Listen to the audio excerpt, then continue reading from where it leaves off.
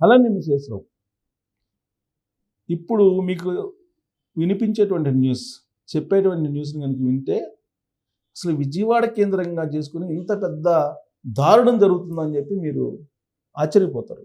కారణం ఏంటంటే విజయవాడలో ఉండేటువంటి కొంతమంది ముంబై ముఠాతోటి, ఢిల్లీలో ఉన్నటువంటి ముఠాయితోటి, ఇట్లా రకరకాలుగా భారతదేశంలో ఉన్నటువంటి మెట్రోపాలిటన్ సిటీస్లో ఉండేటువంటి వాళ్ళతోటి కొంతమందితోటి టచ్ పెట్టుకొని ఒక ముఠాగా ఏర్పడి, ఒక మాఫియాగా ఏర్పడి చిన్నపిల్లల్ని అమ్మ పొత్తిళ్లలో ఉన్నప్పుడు తీసుకెళ్ళిపోయి అమ్మేస్తున్నటువంటి ఒక పెద్ద వ్యవహారం బయటపడింది, పెద్ద నెట్వర్క్ బయటపడింది విజయవాడలో. దీని మీద ఇన్వెస్టిగేషన్ గత కొన్ని వారాలుగా చేస్తూ ఉంటే పోలీసులకే దిమ్మ తిరిగేటువంటి అంశాలు బయటకు వచ్చినాయి.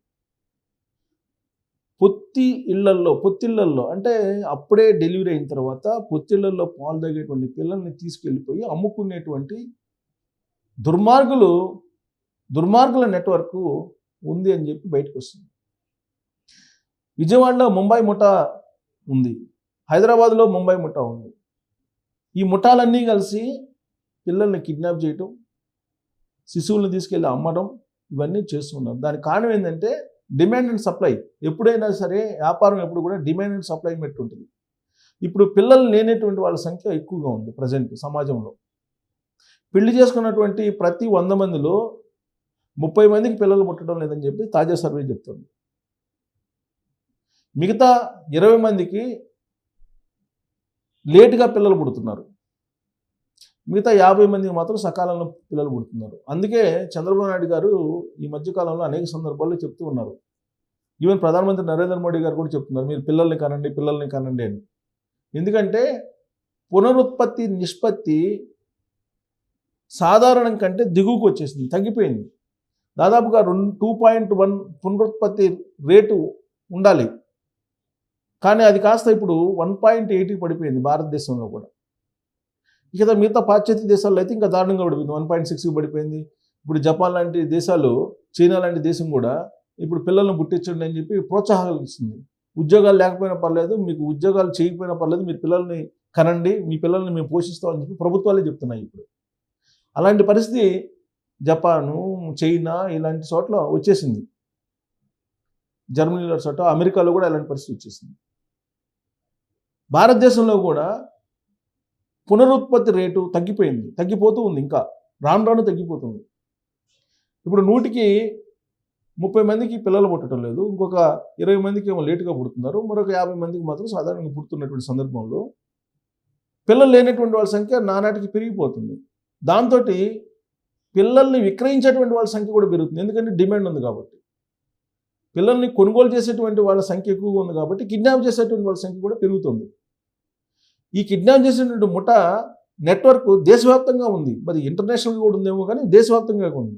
ఈ ముఠా ఏం చేస్తుంది? ప్రధానంగా ఈ ఫర్టిలిటీ క్లినిక్స్ని కాన్సన్ట్రేషన్ చేస్తున్నారు. ఈ ఫర్టిలిటీ క్లినిక్కి వచ్చేటువంటి వాళ్ళని క్యాచ్ చేస్తున్నారు.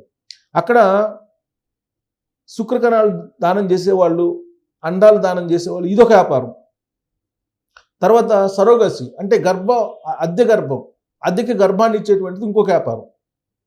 ఇప్పుడు శిశువుల వ్యాపారం. ఇట్లా 4 రకాలుగా వాళ్ళ వ్యాపారాలు ఏదో ఒక రకంగా డబ్బులు సంపాదిస్తున్నారు, కొన్ని కోట్ల రూపాయలు సంపాదిస్తున్నారు. అంటే శుక్రకణాలని అమ్మే వాళ్ళని ఎంగేజ్ చేస్తున్నారు, అండాలని అమ్మేటువంటి వాళ్ళని ఎంగేజ్ చేస్తున్నారు, గర్భాన్ని అద్దెకిచ్చేటువంటి వాళ్ళని ఎంగేజ్ చేస్తున్నారు. ఇవన్నీ కాకపోతే శిశువుల్ని డైరెక్ట్గా అమ్మేసే వాళ్ళ ప్రక్రియకి వాళ్ళు శ్రీకారం చుడుతున్నారు. ఇట్లా ఈ బిజినెస్ని, ఈ నెట్వర్క్ని ఏమనాలో కానీ కొత్త పదాన్ని కనిపెట్టాలి. కానీ మరి ఈ పరిస్థితి ఎందుకు వచ్చింది అని అంటే, పురుషుల్లో శుక్రకణాల సంఖ్య తగ్గిపోతుంది. ఒకవేళ శుక్రకణాలు ఉన్నప్పటికీ కూడా వాటికి పునరుత్పత్తి చేసేటువంటి సామర్థ్యం ఉండటం లేదు. మహిళల్లో అండాల సంఖ్య తగ్గిపోతుంది, పీసీఓడీస్ ప్రాబ్లమ్స్ పెరిగిపోతున్నాయి. ఆ కారణంగా హార్మోన్స్ ఇంబ్యాలెన్స్ అవుతున్నాయి. ఫలితంగా పునరుత్పత్తి చేసేటువంటి సామర్థ్యం ఉన్నటువంటి అండాలు దొరకట్లేదు. అందుకని అండాలు దానం చేసేటువంటి వాళ్ళు మహిళలు, అలాగే శుక్రకణాలు దానం చేసేటువంటి పురుషుల్ని వీళ్ళు ఎంగేజ్ చేసి హాస్పిటల్ ఫర్టిలిటీ క్లినిక్స్కి అప్పచెప్తున్నారు. ఇదొక దందా. ఇక అద్దె గర్భం, ఇది విదేశాల్లో చాలా ఖర్చుతో కూడింది అద్దె గర్భం అనేది.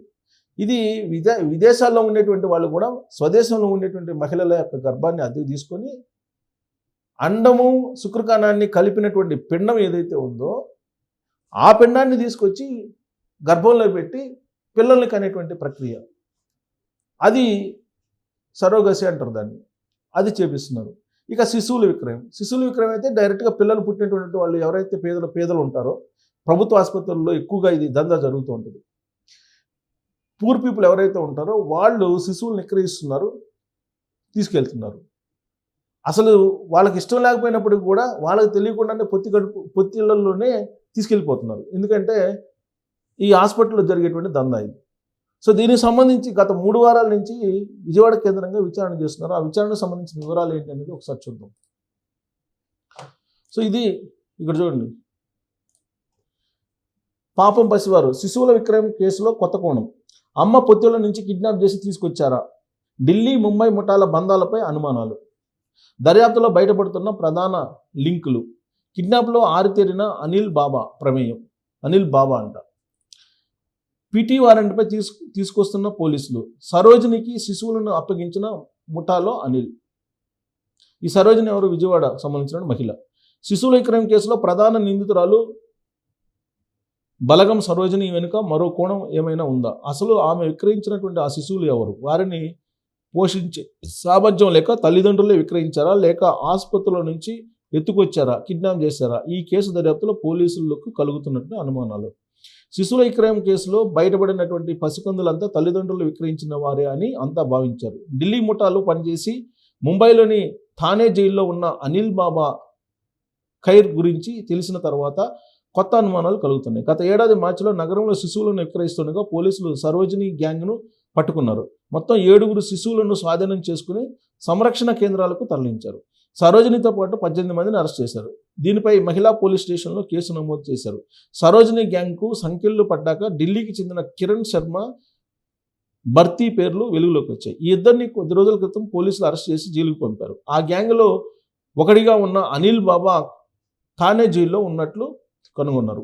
ముంబై ముఠాలో ఉన్న కవిత ప్రతాప్ జాదవ్ను పోలీసులు గురువారం కోర్టులో హాజరుపరిచారు. ఆమెను ముంబైలోని థానేలో అరెస్ట్ చేసి అక్కడే కోర్టులో హాజరుపరిచిన విషయం తెలిసిందే. ట్రాన్సిట్ వారెంట్పై కవితను పోలీసులు విజయవాడ తీసుకొచ్చారు. చీఫ్ మెట్రోపాలిటన్ కోర్టు న్యాయాధికారి రాధా రాణి ఎదుట హాజరుపరచగా ఈ నెల 21 వరకు రిమాండ్ విధించారు. అనంతరం విజయవాడ జిల్లా జైలుకు తరలించారు. భవానీపురం పోలీసులు నమోదు చేసిన కేసులో కవితను నిందితురాలుగా చూపించారు. ఇది సో విజయవాడ కేంద్రంగా విచారణ జరుగుతుంది. ఇక్కడ పోలీసులు సమాచారం రావడంతో అతడిపై పిటి వారెంట్ దాఖలు చేసిన కోర్టు అనుమానానికి ఇదే కారణం. అనిల్ బాబా గుర్గావ్ పోలీసులు కేసు నమోదు చేసి అరెస్ట్ చేశారు. అనిల్ బాబాని 12 ఏళ్ల బాలికను కిడ్నాప్ చేసి 20 లక్షలు డిమాండ్ చేశాడు.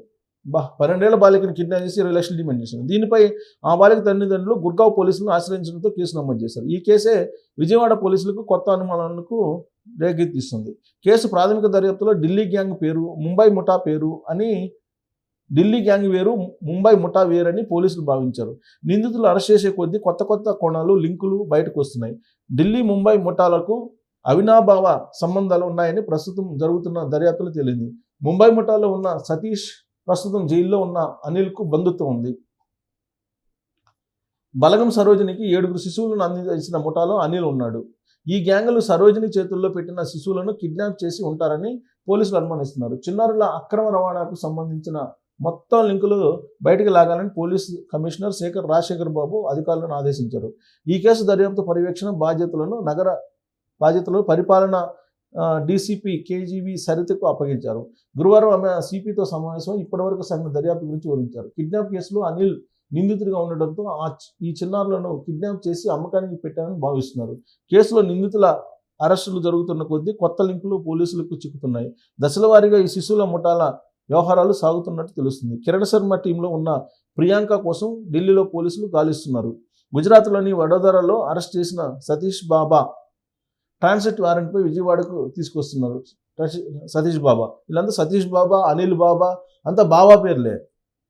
ముంబై జైల్లో ఉన్న అనిల్ను విజయవాడకు శనివారం తీసుకొచ్చే అవకాశాలు ఉన్నాయి. సో ఈ బాబాల్ని, అలాగే సతీష్ని, అలాగే సరోజిని, వీళ్ళందరూ విచారిస్తున్నారు. ఇప్పటి వరకు అసలు వీళ్ళు ఇంతమంది శిశువులు అమ్మారు, తల్లిదండ్రులు అమ్మితే తీసుకొచ్చారా, లేదంటే కిడ్నాప్ చేశారా, ఇవన్నీ కూడా ఇప్పటివరకు పోలీసులు నిర్ధారించాలి. ఇంకా విచారణ దశలోనే ఉంది. ఒకటి మాత్రం నిర్ధారించుకున్నారు పోలీసులు, ముంబై ముఠా ఉంది, ఢిల్లీకి సంబంధించినటువంటి ముఠా ఉంది. ఢిల్లీ, ముంబై, హైదరాబాద్, విజయవాడ, ఇది లింకు. ఈ లింకుల్లో శిశువులను భారీగా విక్రయిస్తున్నారు అనేది పోలీసులు అనుమానిస్తున్నారు. అయితే ఇప్పటివరకు 7 శిశువుల్ని విక్రయించినట్టు తెలుస్తుంది, కానీ 7 కాదు, ఇంకా ఎక్కువ మంది శిశువుల్ని విక్రయించారని చెప్పి తెలుస్తుంది. ఆ 7 ఇప్పుడు పట్టుకున్నారు, శిశువుల్ని ఐడెంటిఫై చేశారు. కానీ అంతకుముందు ఎంతమంది నమ్మారు అనేది తేలాల్సి ఉంది. సో ఇది ఒక పెద్ద ర్యాకెట్, ఈ చిన్నపిల్లల్ని నమ్మేటువంటి ర్యాకెట్. ఈ ర్యాకెట్ని ఛేదించాలని చెప్పేసి ఇప్పుడు ఏపీ పోలీసులు ఢిల్లీ, ముంబై ఇదంతా కూడా వెళ్తున్నారు. ట్రాన్సిట్ మీద తీసుకొస్తున్నారు వాళ్ళని. వీళ్ళంతా బాబాలు, అనిల్ బాబా, సంతోష్ బాబా, ఇట్లా బాబాలు పేరు పెట్టుకొని వీళ్ళు ఈ దందాలు చేయటం అనేది, మరి చిన్నపిల్లల్ని వీళ్ళు కిడ్నాప్ చేస్తున్నారా, లేదంటే విక్రయిస్తే తీసుకొస్తున్నారా అనే దాని మీద మీరు కామెంట్ చేయొచ్చు. Thank you.